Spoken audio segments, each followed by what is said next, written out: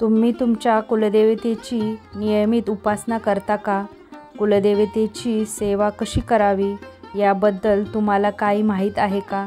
काही माहीत असो किंवा नसो, पण या 4 गोष्टी अशा आहेत ज्या तुम्हाला माहीत असायलाच हव्यात आणि त्या तुम्ही कुलदेवतेसाठी करायलाच हव्या. कोणत्या आहेत त्या 4 गोष्टी? चला तर मग जाणून घेऊयात. हॅलो, नमस्कार, श्री स्वामी समर्थ. मी रेश्मा तुम्हा सगळ्यांचं रेश्माच्या दुनियादारीमध्ये पुन्हा एकदा स्वागत करते. कुलदेवता हा शब्द कुल आणि देवता या दोन्ही शब्दांनी मिळून बनला आहे. कुळाची देवता ती कुलदेवता ज्या देवतेची उपासना केल्यावर मूलाधार चक्रातील कुंडलिनी शक्ती जागृत होते, म्हणजेच आध्यात्मिक उन्नतीला आरंभ होतो. ती देवता म्हणजे कुलदेवता. कुलदेवता ज्यावेळी पुरुष देवता असते तेव्हा तिला कुलदेव आणि जेव्हा स्त्री देवता असते तेव्हा तिला कुलदेवी असे म्हटले जाते. ही झाली कुलदेवतेबद्दल प्राथमिक माहिती. पण कुलदेवतेची सेवा करणे का गरजेचे आहे? तर आपल्या कुलाची देवता ही आपली रक्षण करत असते आणि म्हणूनच आपल्या कुटुंबामध्ये किंवा आपल्या कुळामध्ये सगळं सुरळीत चालत असतं. यासाठी आपल्याला कुलदेवतेची उपासना करणं आवश्यक असतं. मुलांची शिक्षण असतील, लग्न असतील, आपल्या घरातील आजारपण असतील, या सगळ्यामागे बऱ्याचदा कुलदेवतेची उपासना व्यवस्थित न होणे, कुळाचार व्यवस्थित न होणे ही सुद्धा कारणे असू शकतात. आपल्या कुळाची आई, आपल्या कुळाचा देव, तो आपल्या संपूर्ण कुटुंबाचं पावलोपावली रक्षण करत असतो आणि म्हणूनच त्यांची सेवा करणं तितकंच महत्त्वाचं आहे. बरं, त्यांची सेवा उपासना कशी करावी? फार काही करता आलं नाही तरी 4 गोष्टी मात्र करायलाच हव्यात आणि त्यातील पहिली गोष्ट म्हणजे कुलदेवतेची मूर्ती, टाक किंवा फोटो यापैकी काहीतरी तुमच्या घरात असायलाच हवं. तुमच्याकडे पूर्वापार चालत आलेले कुलदेवतेचे टाक असतील तर अतिउत्तम, पण काही जणांकडे टाक नसतील तर तुम्ही कुलदेवतेची मूर्ती किंवा फोटो आपल्या घरातल्या देवघरात ठेवायलाच हवा आणि नुसता ठेवायचा नाही तर त्यांची नियमितपणे भक्तिभावाने पूजासुद्धा करायला हवी. दुसरी गोष्ट म्हणजे रोज कुलदेवतेचा मंत्र जप किमान 1 माळ तरी करायला हवा.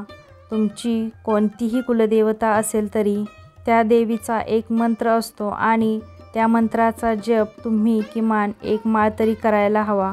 समजा तुमची कुलदेवता आहे महालक्ष्मी देवी, तर श्री महालक्ष्मी देवी नमः असा नामजप तुम्ही नियमित करावा.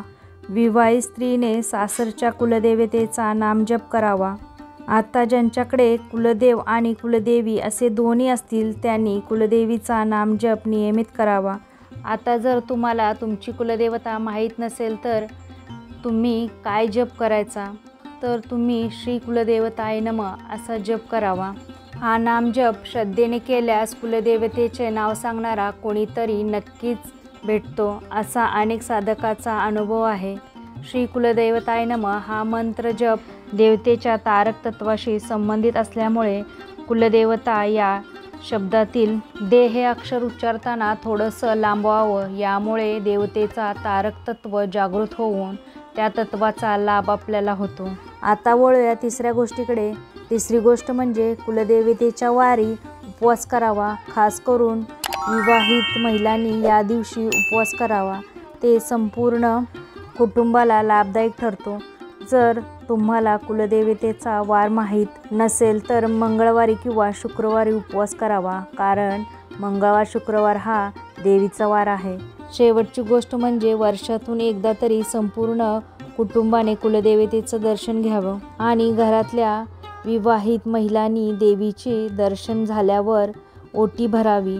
आपल्या आध्यात्मिक उन्नतीसाठी ज्या देवतेची उपासना आवश्यक असते अशा कुळातच भगवंत आपल्याला जन्माला घालतो. त्या देवतेला कुळाची कुलदेवता म्हणतात. आध्यात्मिक प्रगतीसाठी कुलदेवतेची उपासना कशी करावी त्याविषयी शास्त्रीय माहिती जाणून घेतल्यास अध्यात्मातही जलद प्रगती होते. कुलदेवतेची उपासना करूनच अध्यात्म आणि हिंदवी स्वराज्याची स्थापना करून व्यावहारिक उन्नती झाल्याचे सर्वज्ञात उदाहरण म्हणजे छत्रपती शिवाजी महाराज. तुळजापूर येथील भवानी माता ही त्यांची कुलदेवता होती. त्यांची मनोभावे उपासना करून तिच्या कृपेने त्यांनी हिंदवी स्वराज्याची स्थापना केली. मग मंडळी, तुम्हीसुद्धा तुमच्या कुलदेवतेची उपासना करताना या 4 गोष्टी नक्की करा. या 4 गोष्टीमुळे तुमच्या घरात सुख समृद्धी नांदेल आणि घरातले सर्व अडथळे दूर होतील. तर तुम्हाला हा माहितीपूर्ण व्हिडिओ आवडला असेल तर व्हिडिओला लाईक, शेअर, सबस्क्राईब करा. पुन्हा भेटूया आपण उद्याच्या नवीन व्हिडिओमध्ये. तोपर्यंत सगळ्यांना श्री स्वामी समर्थ. जय जय स्वामी समर्थ.